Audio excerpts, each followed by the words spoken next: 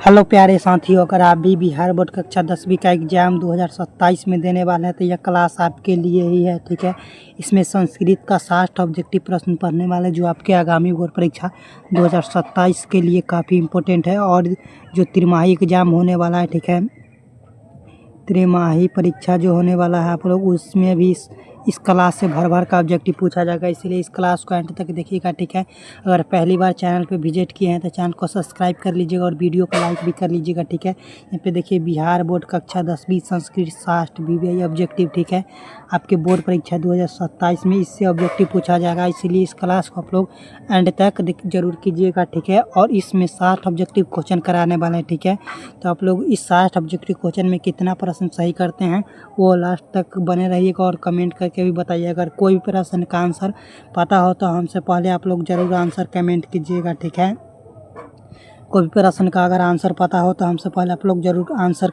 Comment करके बताइएगा। ठीक है, तो इसमें हम 60 ऑब्जेक्टिव क्वेश्चन पढ़ने वाले हैं। ठीक है, तो देखिए यहाँ पे प्रश्न नंबर फर्स्ट प्रश्न यहाँ पे देखिए क्या कर रहा है। गोदान किस संस्कार का मुख्य कर्म है, आप लोग बताइए। गोदान किस संस्कार का मुख्य कर्म है, आप लोग बताइए, प्रश्न नंबर फर्स्ट का। और इसमें बुक का सारी ऑब्जेक्टिव क्वेश्चन कराने वाले हैं आप लोग को, पूरा इंपॉर्टेंट बुक का ऑब्जेक्टिव क्वेश्चन है। ठीक है, जिसमें बोर्ड परीक्षा में आप लोग का 100 ऑब्जेक्टिव क्वेश्चन पूछा जाता है। ठीक है, और जिसमें से 45 प्रश्न बुक का रहता है और बाकी 55 प्रश्न आप लोगों का व्याकरण से रहता है। ठीक है, 55 प्रश्न व्याकरण से रहता है।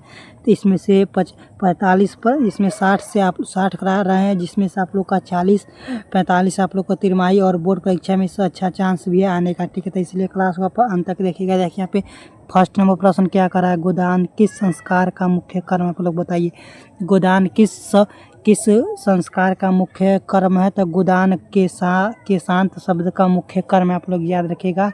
इसका right answer option number A हो जाएगा, प्रश्न नंबर 1 का। ठीक है, फर्स्ट नंबर प्रश्न का right answer option number A हो जाएगा। नेक्स्ट प्रश्न देखिए 2 नंबर प्रश्न क्या कर रहा है। 2 नंबर प्रश्न यहाँ पे देखिए, नीति श्लोक पाठ में महाभारत के किस पर्व से संलग्नित है। ठीक है, संकलित है, आप लोग बताइए। नीति श्लोक पाठ महाभारत के किस पर्व से संकलित है, तो आप लोग बताइए। 2 नंबर प्रश्न का तो किस पर्व से संकलित है, तो यह उद्योग पर्व से संकलित है, इसका right answer option number B हो जाएगा। 2 नंबर प्रश्न का right answer option number B हो जाएगा। नेक्स्ट 3 नंबर प्रश्न देखिए क्या कह रहा है। नेक्स्ट 3 नंबर प्रश्न है,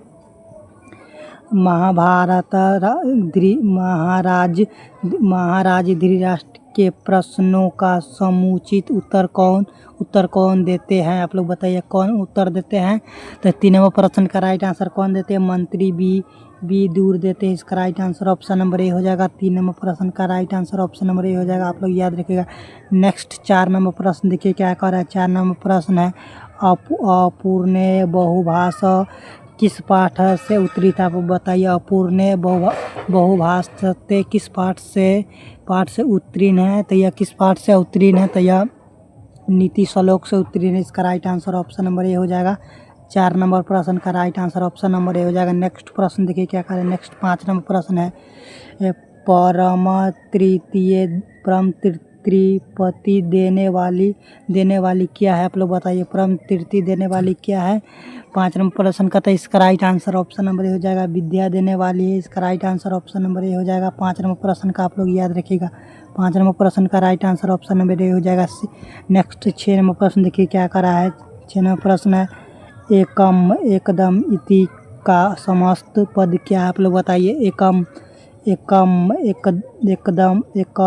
एकम इति का समस्त पद क्या है, तो इसका समस्त पद क्या है। 6 नंबर प्रश्न का राइट आंसर आप लोग बताइए। तो 6 नंबर प्रश्न का right answer option number B हो जाएगा, प्रत्येक क्रम, इसका राइट आंसर हो जाएगा ऑप्शन नंबर बी, आप लोग याद रखिएगा। 6 नंबर प्रश्न का नेक्स्ट प्रश्न देखिए क्या कर रहा है। नेक्स्ट 7 नंबर प्रश्न है, तत्पुरुष समास का उदाहरण कौन है, आप लोग बताइए। तत्पुरुष समास का उदाहरण कौन है, तो 7 नंबर तत्पुरुष समास का उदाहरण ध न हीन है, आप लोग याद रखेगा, इसका right answer option number A हो जाएगा। 7 नंबर प्रश्न का नेक्स्ट प्रश्न देखिए क्या है। नेक्स्ट 8 नंबर प्रश्न है, चरा चम में कौन सा समास है, आप लोग बताइए। चरम में कौन सा समास है। 8 नंबर प्रश्न का था, इसका राइट आंसर इसमें कौन सा समास है, तो इसमें द्विगु समास है, द्वंद्व समास, आप लोग याद रखिएगा, इसका right answer option number A हो जाएगा। 8 नंबर प्रश्न का right answer option number A हो जाएगा। नेक्स्ट प्रश्न देखिए। नेक्स्ट 9 नंबर प्रश्न है, 9 नंबर प्रश्न दानथो चतुर्थी सूत्र का उदाहरण है। आप लोग बताइए दानथो चतुर्थी सूत्र का उदाहरण है।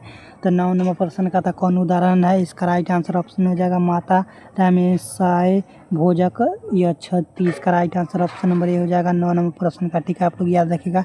नेक्स्ट 10 नंबर प्रश्न देखिए क्या आ रहा है। नेक्स्ट 10 नंबर प्रश्न है सपद के युग में कौन सी विभक्ति है। आप लोग बताइए सपद के योग में कौन सी विभक्ति है। 10 नंबर प्रश्न का था यह कौन सी विभक्ति है। तो इसमें तृतीय विभक्ति है।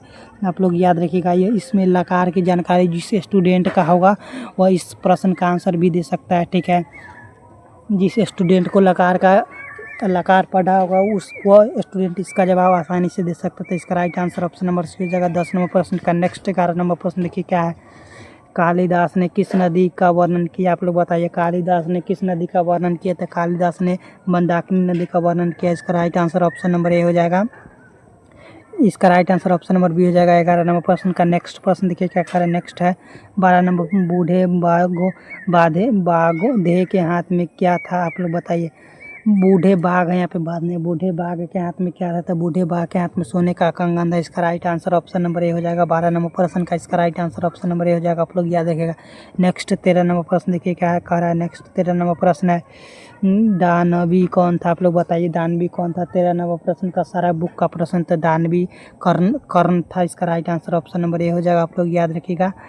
ए ना हो जाएगा 13 नंबर प्रश्न का। नेक्स्ट 14 नंबर प्रश्न देखिए क्या है। नेक्स्ट 14 नंबर प्रश्न है ईक्षयो और असहिष्णु किसको उत्पन्न करती है। आप लोग बताइए 14 नंबर प्रश्न का था यह किसको उत्पन्न करती है। तो यह अशांति को उत्पन्न करती है। इसका right answer option number B हो जाएगा 14 नंबर प्रश्न का। नेक्स्ट प्रश्न देखिए। नेक्स्ट 15 नंबर प्रश्न क्या है। 15 नंबर प्रश्न है नीति किस शास्त्र समूह के विभक्त जाती है। आप लोग बताइए नीति किस शास्त्र के विभक्त। 15 का right answer option number B हो जाएगा नाटक को। इसका right answer option number B हो जाएगा। आप लोग याद रखिएगा 15 नंबर प्रश्न का। नेक्स्ट प्रश्न देखिए क्या कह रहा है। नेक्स्ट 16 नंबर प्रश्न है मंगलम पाठ में कैसा मंत्र संकलित है। आप लोग बताइए मंगलम पाठ में कैसा मंत्र संकलित है। तो इसमें गद्य आत्मक मंत्र संकलित है। इसका right answer option number B हो जाएगा 16 नंबर प्रश्न का। नेक्स्ट प्रश्न देखिए क्या करें। नेक्स्ट 17 नंबर प्रश्न है वृद्धा के स्थान में कौन सी गुण है। आप लोग बताइए वृद्ध के स्थान में कौन सी गुण होगा। आप लोग बताइए 17 नंबर प्रश्न का था। इसका right answer option number A हो जाएगा। आप लोग याद रखें उत्तकनठा। इसका right answer option number B A हो जाएगा। आप लोग याद रखिएगा 17 नंबर प्रश्न का। नेक्स्ट प्रश्न देखिए क्या कह रहा है। नेक्स्ट 18 नंबर प्रश्न है मंगलम पाठ में परमात्मा की आत्मा विषयक 5 मंत्र किससे संकलित है। आप लोग बताइए 18 नंबर प्रश्न का। तो यह किससे संकलित है। तो यह उपनिषद से संकलित है। इसका right answer option number A हो जाएगा। 18 नंबर प्रश्न का right answer option number A हो जाएगा। आप लोग याद रखिएगा। नेक्स्ट प्रश्न 19 नंबर प्रश्न देखिए क्या कर रहा है। मंगलम पाठ में कितने मंत्र। आप लोग बताइए मंगलम पाठ में कितने मंत्र है। तो मंगलम पाठ में 15 मंत्र। आप लोग याद रखिएगा मंगलम पाठ में कितने मंत्र है।